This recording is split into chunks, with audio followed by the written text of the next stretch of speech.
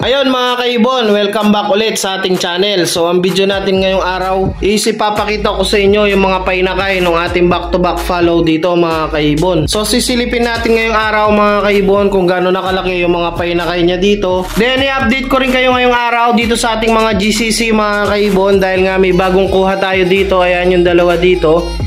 So mag-intro muna tayo mga kaibon.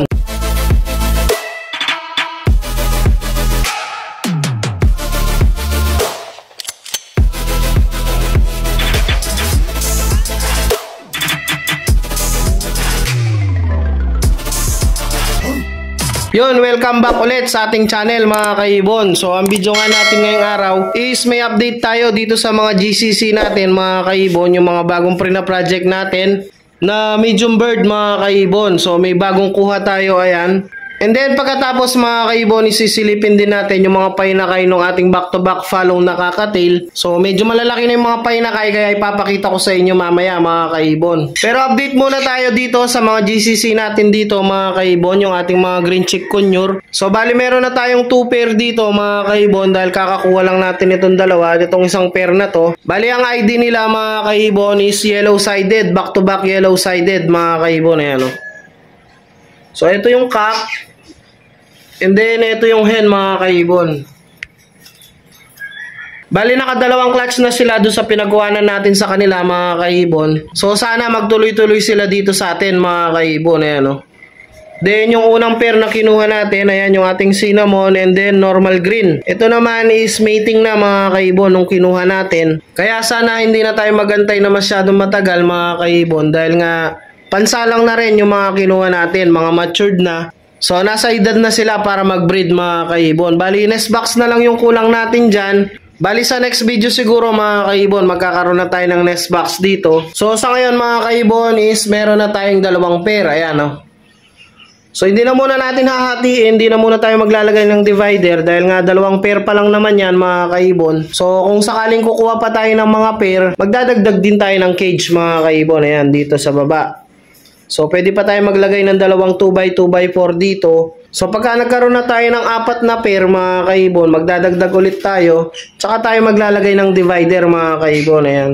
So, pwede naman natin lagyan ng divider. So, ito nga yung mga gagamitin natin cage, mga 2x2. Hahatiin na lang natin kung sakaling kailangan, mga kaibon. So, sa ngayon kasi hindi naman tayo masyado nagmamadali, mga kaibon. Dahil nga, magta-try pa lang tayo, mga kaibon. Hindi pa natin talaga paparamihin or bibili ng marami, mga kaibon. So, ito-try lang muna natin, mga 2 pair or 4 na pair lang muna, mga kaibon. Pero ito yung dalawa, yung unang panimula natin mga kaibon. Ayan. So sa next video mga kaibon, maglalagay na tayo ng nest box sa kanila. Then update na rin ng konti dito mga kaibon, yung binigay na gift bird sa atin na budgie, na local budgie mga kaibon. Ayan. So hindi ko napansin mga kaibon, parang hindi siya nakaka-perch na maayos mga kaibon dahil yung isang paa niya is parang bali mga kaibon. Ayan, no? So hindi ko na napansin mga kaibon kung dito siya nangyari or nung kinuha natin mga kaibon or binigay sa atin. Pero hindi rin ako sure, baka dun sa sesto box nung pagkalagay, baka naipit yung paa niya dun sa mga butas mga kaibon. Pero tignan natin kung makaka-recover pa siya mga kaibon. Ayan, no? So kak pa naman to mga kaibon, baka mahirapan na to mag-breed mga kaibon. Pero obserbahan pa rin natin. Then dito naman yung nag-iisang pair natin na Alps 2 mga kaibon na African lovebirds. Nasa nest box na sila, no? Pumapasok na sila sa nest box. Malapit na rin siguro to mga kaibon. Ayan. Pero wala pa namang itlog. Ayan. So Lutino nga yan mga kaibon, Lutino hen. And then yung kak natin is split opa, split ino mga kaibon. Ayan. Pero sure split opa yan at split ino mga kaibon. Dahil nga paanak na natin yan mga kaibon, kaya alam natin yung mutation niya mga kaibon. So yan na lang yung nag-iisang pair na Alps 2 natin mga kaibon, wala na. So magta-try muna tayo sa mga GCC at kakatail mga kaibon. Ayan, oh. So bali baka dagdagan pa natin yung kakatail natin dito. Baka yung mga high mute mga kaibon dagdagan natin. Pero tignan muna natin yung painakay nila mga kaibon. So ayan yung cock natin mga kaibon, white face follow. And then yung hen natin is white face pearl follow mga kaibon. So back to back follow yan, kaya yung mga anak nila is follow lahat. Mga pula mata lahat, ayan, oh. Yun o, malalaki na mga kaibon. O, bali, ang itlog nito nung nakaraan mga kaibon is 3. First time pa naman natin ito mapaitlog mga kaibon. So, napisa lahat yung itlog nila. Ayan o. 3 out of 3 mga kaibon. Tingin ko naman mga pearl mga kaibon. Pearl. Ayan o. Pearl na yan sigurado. Tsaka yun. Ito medyo... Oo, pearl lahat to mga kaibon. White face pearl follow. So, 3 nga yan. Medyo malalaki na, oh. Kung hand feed, pwede rin to mga kaibon, oh. Pero, hindi natin i-hand feed to kasi unang papisa nila to. So, sa susunod siguro, pwede tayo mag-hand feed ng mga second clutch nila or third clutch, mga kaibon. Pwede tayo mag-hand feed. Pero, itong first clutch nila, mga kaibon, hindi natin i-hand feed. Parang matutong bumuhay yung ating mga pair dito, mga kaibon. Dahil nga, first time natin sila mapaitlog, no, mga kaibon. And then...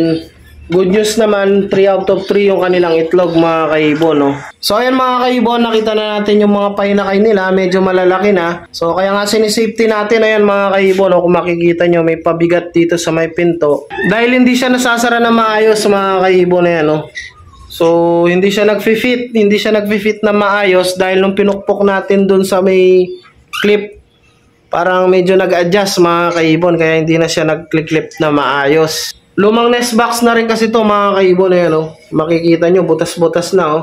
Pero magagamit pa naman mga kaibon, kaya ginamit na muna natin. So baka pag nilipat natin dito mga kaibon, papalitan na natin yung nest box nila. So plano ko kasi is tanggalin sila doon mga kaibon, and then ilagay dito sa baba. So bibili ulit tayo ng flight cage na double cage na 2x2x4 para yung mga kakatail naman natin is ilipat natin dito mga kaibon. Para maluwang din yung kanilang liliparan katulad ng mga GCC natin mga kaibon, no?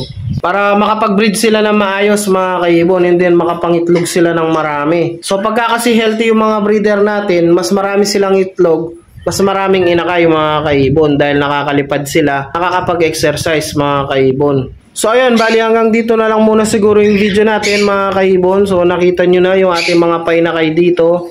And then yung mga bagong pair natin, ayan, oh, yung ating mga yellow-sided na GCC. So sa next video siguro mga kaibon is maglalagay na tayo ng nest box nila. Dahil nga nasa age na rin sila para mag-breed mga kaibon. Minsan nga nakikita ko nang parang nagpapatungan tong dalawa.